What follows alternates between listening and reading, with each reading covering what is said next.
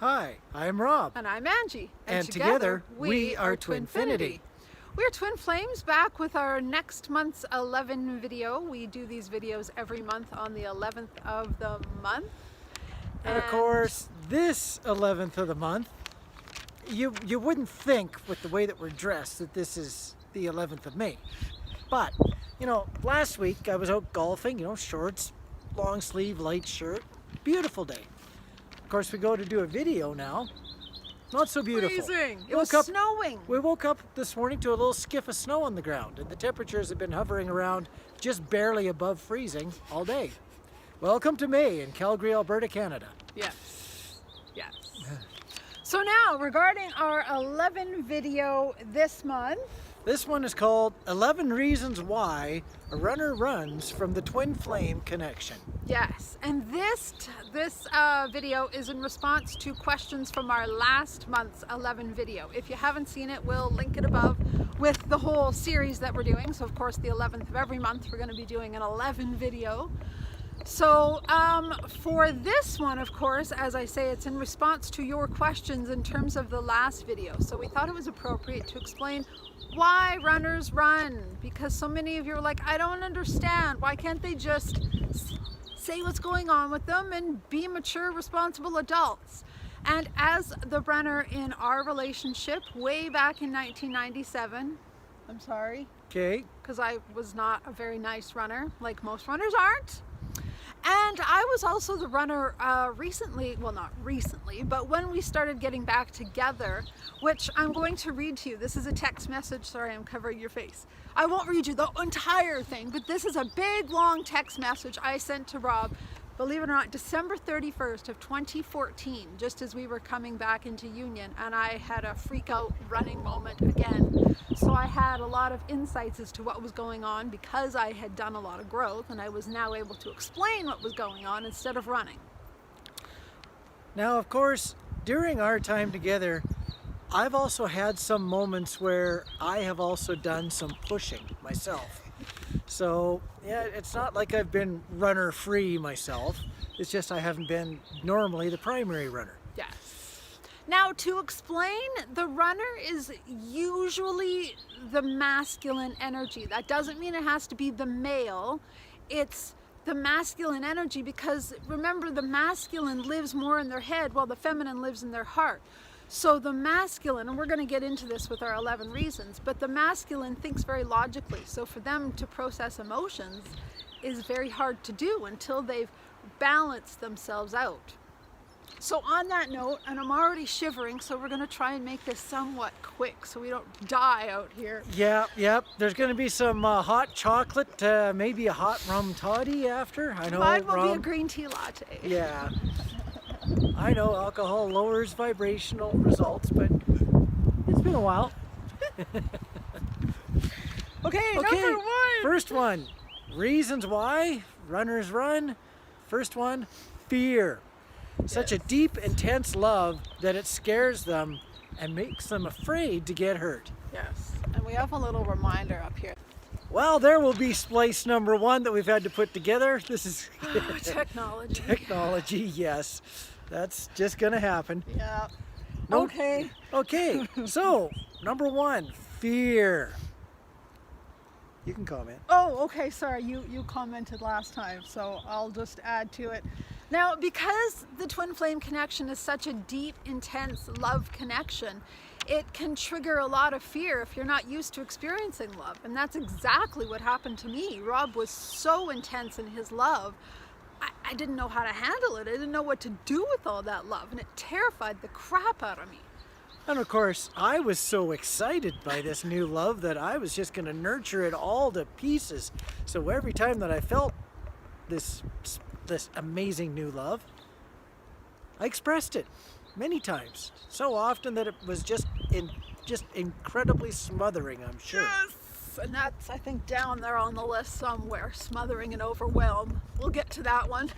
But the person that's also receiving all this love almost feels like, I'm very sure that they get this feeling of,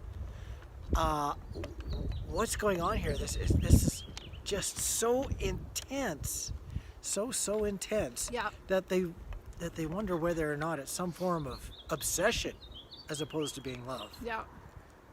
And Totally. in some respects it can be. It can be, yes. You can really get addicted to love. Song's called that. Yes. Sorry, I'm not meaning to rush you. I'm just shivering, so I'm like, let's go to the next point. Second point, insecurity. People feel like they don't have what it takes to be in such a wonderful relationship. Yes. That can happen. Unworthiness, insecurity.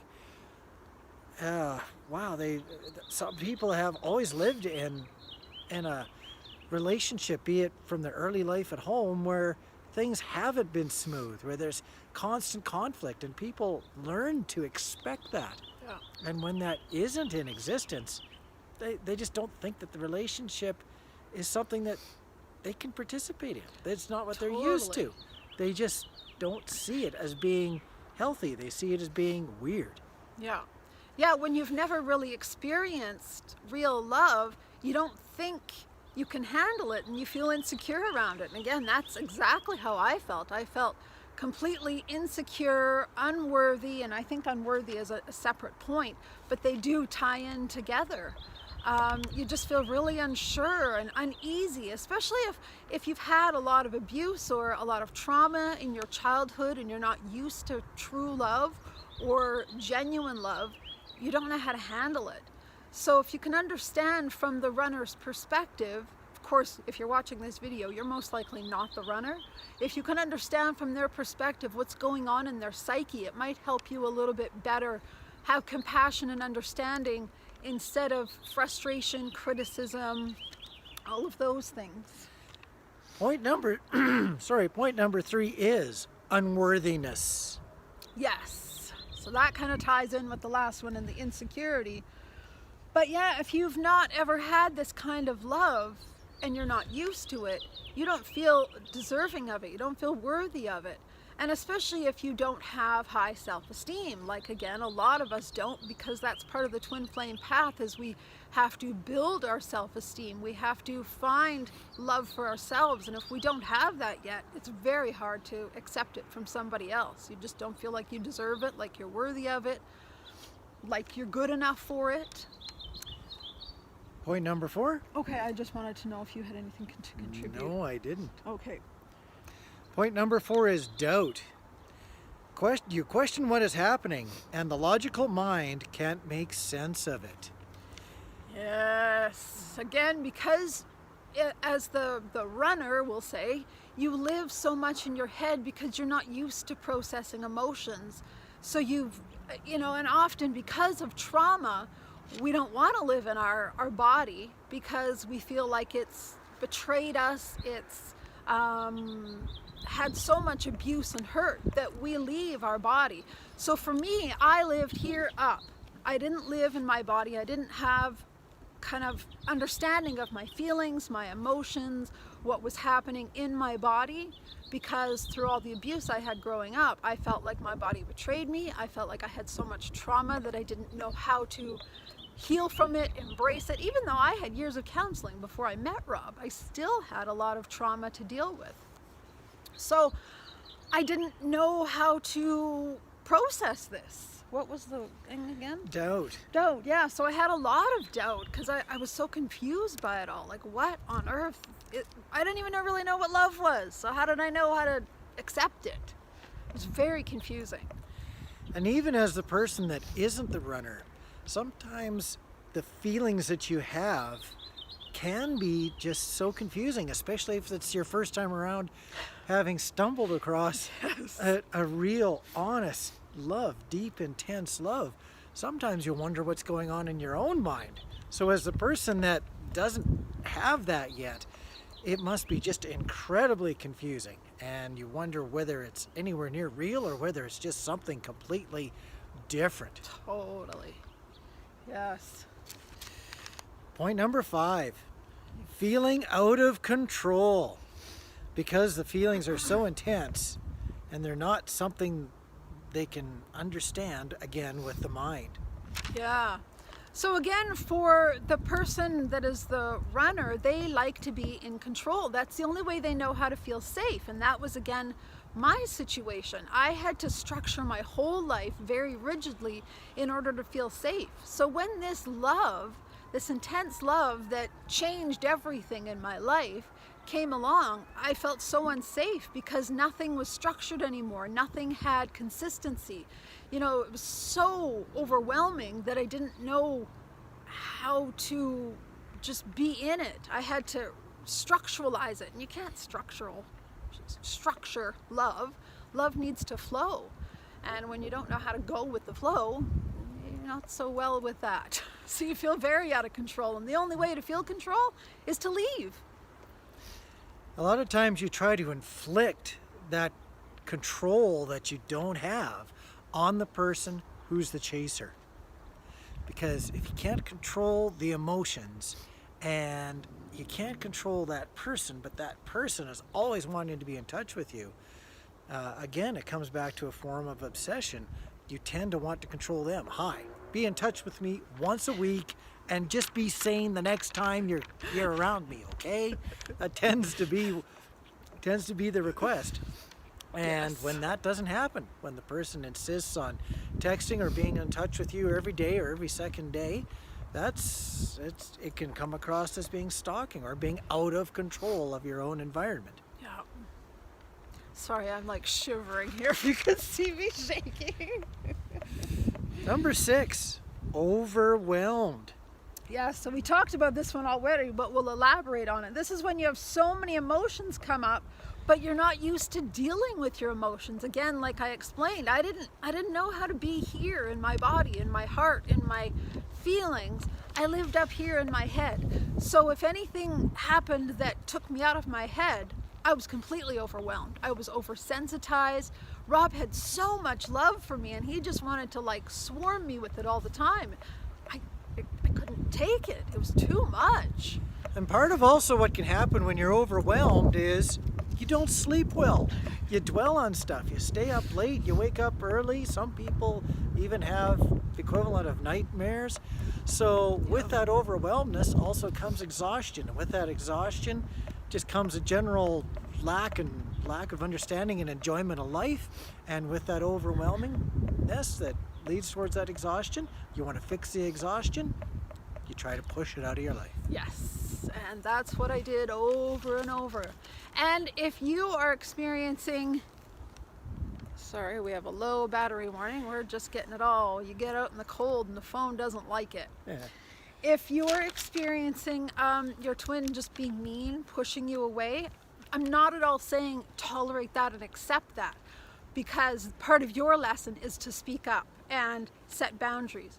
But what I'm saying is to understand psychologically what's happening for them, have compassion for them while still setting boundaries. So for me, I was very mean with Rob because I was so overwhelmed, overstimulated. The only way I knew how to cope with it was to push him away because I didn't have a psychological understanding of what was happening to me. So I didn't even know how to say to him, look, I'm overwhelmed, I'm gonna pull away for a while. It took me years to discover what was happening to me, and then that's why I was able to send this big long text and explain to him what was going on. But your twin probably has no clue what they're dealing with, so they don't even know how to logically explain to you what's happening. Point number 7, unhealed wounds. That works in its way to any style of relationship, Yes. let alone one that's amplified by the intensity of a twin flame relationship. Yeah, so when you have so many unhealed wounds, of course, this deep love is going to trigger all of that. That's part of the twin flame journey, right? Everything that's not healed comes up for healing. This deep love is like a big searchlight that goes through your whole body, your heart, your mind, your soul, and it's going to find every dark place, and it's going to illuminate it so you can look at it. And when you're not ready to look at all those wounds, you're like, forget it, I'm leaving. This person has triggered all this in me and I don't know what to do with it. So the hell with them, I'm out of here. Bleep. I haven't had a bleep for a while. Point number 8, emotional immaturity. So disconnected from oneself that they're not all It's funny letting him watch him read my writing. not aware or able to express what is happening. Yeah, so like we talked about earlier, when you have no clue what's going on with you, you can't even be mature and say to the other person, look it, I'm feeling overwhelmed, I've got all these wounds being triggered, I don't feel like I deserve this love, all of these things that's going on, you're not even aware that they're going on, so you don't know how to explain to the person, your twin flame, what's happening to you. So you just leave because you don't know what else to do. You don't have proper tools, proper coping mechanisms, proper maturity to handle things in a healthy way. Especially if you've grown up in a traumatic environment with abuse, you learn what you live with, right? You've lived with unhealthy tools, unhealthy coping mechanisms, that's what you're going to express.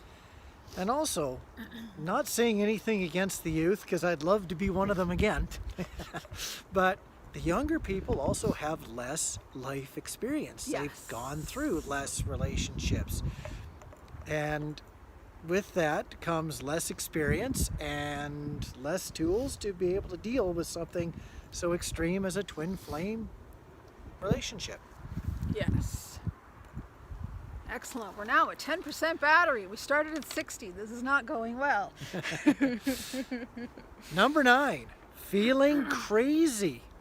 Yes. So this again goes back to the head-heart thing, because all of the things that happen in a twin flame journey are so unique. You get all these weird synchronicities and strange connections and electricity going through you and the telepathy, and if you're like me, seeing angels and auras, all the different things that we experience on this journey. Or you might even know stuff that's happened to your twin flame without them telling you, and then you tell them and they're like, how did you know that? Like, are you a witch? Are you putting spells on me? You know, they feel like, what on earth is going on? And it freaks them right out.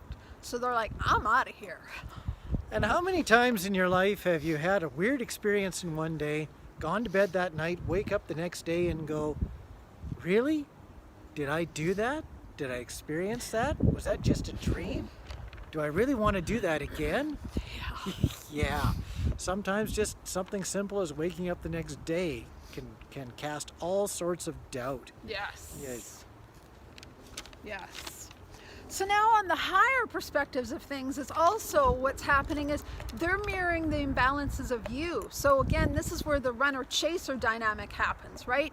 If one's a runner, they're imbalanced in their stuff, but they're then also reflecting the imbalance of the other person.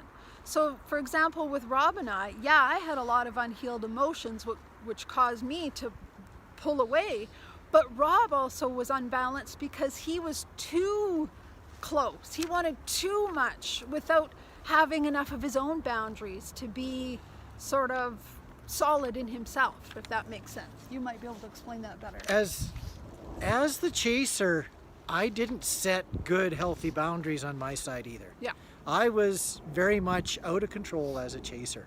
I was willing to sacrifice my sleep. I really didn't care how well I did at work, even though once I did get to work, I did care, but I took all sorts of risks with my health, with my heart, with my emotional stability, with my friendships and other relationships, just to try to keep track of Angie. Yes, you totally abandoned yourself for me and us, which is completely not healthy, right? So can you see the extremes? One is pulling too far away and the other one's pulling too far towards them. So it's when you can each be centered in yourself. So look in yourself and find out, if my person is running away, what is that reflecting for me to heal within? And we're not saying there's any judgment or criticism in this. This is just part of the journey. That was point number 10. Yes. And let's see if we can get to point 11 before our phone dies. The 5D perspective. How about the chance that it's just not time to be together yet? Yes. I mean, there was so many times with Rob and I that I would now come to him and say, okay, look, I'm healthy, I'm balanced, I have a job now, I got all these things going. And he was just like, no, he wasn't even in a relationship with anybody yet, but he just knew, without understanding consciously, he knew it wasn't our time yet. We still had a lot of growth and healing to do before it was our time to be together. So then he was the one pulling away. And you might find that in your dynamic. You switch roles. One will be the runner for a while, then they come back and now you're the runner and then they're the chaser. Sure. When Angie would come back to me a couple of weeks later and say that she was feeling a lot better, I'd be going, yeah, right. Yep, I didn't believe her. I just intuitively knew that there was so much going on that a couple of weeks away hadn't fixed it all. Yes. She needed more time than that. Yep. Now, I didn't know what she needed for time, and I didn't know what she needed for help, but I knew that just a couple of weeks away wasn't it. But even years, I remember years later, before you were in your long-term karmic relationship, I would say to you, like, look it, I'm stable now. I got a job and I got an apartment. I'm actually paying rent. I didn't get evicted this time. Yeah. And he was like, no, yeah, right. it just doesn't feel right. He just knew it wasn't time without consciously knowing or understanding. So again, I just have some notes at the bottom that, you know, this is not something that we're saying you just tolerate and you allow the runner to come back when they want to come back and then pull away when they want to pull away. This is your responsibility to find your own voice, find your self-empowerment and speak up and say, look, this doesn't feel good to me. Can we find a healthier way to deal with this? When you're getting scared, can you speak up and let me know you're getting scared? You know, if you can start setting some easy, gentle boundaries with them while understanding what's going on with them, but also respecting yourself and not devaluing yourself and just allowing them to come in and out of your life as they choose. So, do you have anything else? I was gonna ask you before I read I'm gonna try and get through this before our phone dies. I was just going to comment that from my point of view, as an overview, the runners run because they are so far out of their comfort zones and typically on all fronts that they have no choice but to run. It's almost like saving themselves. Yes. So I think you have to let people try to save themselves and then grow back in towards the relationship once they've had a chance to take the relationship in bite sizes at a time. Yeah. So now, as promised, I wanted to just share with you some of the texts that I had written to Rob December 31st, 2014, as we were coming back into union, because this will help you kind of understand what's happening in the psyche of a runner. So I said to him, I came to a neat awareness this morning about how I react to fear of getting hurt. My head takes control to protect me, and it tells me things like I heard from it yesterday. You are just getting out of one relationship, just recovering yourself from hurt and pain. WTF, you can bleep that if you need to. Nope, that's well bleeped. Are you doing getting into another relationship? Take your money, run away, go be a hermit, and stay safe. So that's what my mind was telling me. So I said, this is the same kind of head talk that caused me to run away from you and us years ago. Thank goodness I've done a lot of work over the years, and now I have a good awareness and a relationship with my body, mind, and soul, because I had found balance between the three. So now I know how to calm my head when he gets like this. And then I put in brackets, yes, head is a he. So for me, that I understood the head was a very masculine part of me. That was the masculine energy. The awareness came to me this morning is that head is like the bouncer for heart and soul. He was created of childhood need to protect myself from hurt due to growing up with an abusive father.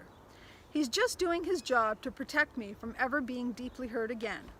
Years ago, I didn't consciously know this, but after years of inner work, I now do. So I'm now able to be aware of his ways and calm him as required. So I heard him, I thanked him for his protection and warnings and allowed him a voice. And that's a very important part. As we heal and grow, we have to acknowledge what's happening to us. It's not like we push out that side of us and say, ugh, no, I'm never going to deal with that again. You have to embrace it. That's part of the darkness that we must heal and embrace. So I said I thanked him for his protections and warnings and allowed him a voice. I used to hate him, but we've come to peace now that I know of his intentions to protect me. He just needs a bit of tempering, but he means well, LOL. So I hope that helps you have a bit of an understanding of what's happening inside, all the fear, the anxiety, the triggering of emotions. All of that is part of what needs to be healed in the runner. And again, that runner might be you at times, it might be your twin at times. It's going to happen to both of you at times, most likely. So the more you can face those emotions as they come up, learn what's happening internally to you, and work through it, the quicker you'll find your inner balance and thus the balance between you. Anything, Dad? I have nothing else. We're just frozen. We're done. No. It's a case that you've got a lot more experience as the runner. Well, that's true. Yes, I do. For that, I'm sorry. So we're going to say goodbye before we freeze to death, and we're going to go have our hot chocolate and our hot tea, green tea latte. And we will be back in another month with another 11 video, and in the meantime, some more question and answer videos for you. So if you have questions on this, feel free to throw them out there in the comments, and we will add them to our future videos. And hopefully in mid-June, I don't need a toque. Yes! Hopefully in mid-June we can be doing videos out in the mountains again. Yay Yes. for our mountains. All right, we love you guys. We will connect again soon. Bye. Bye.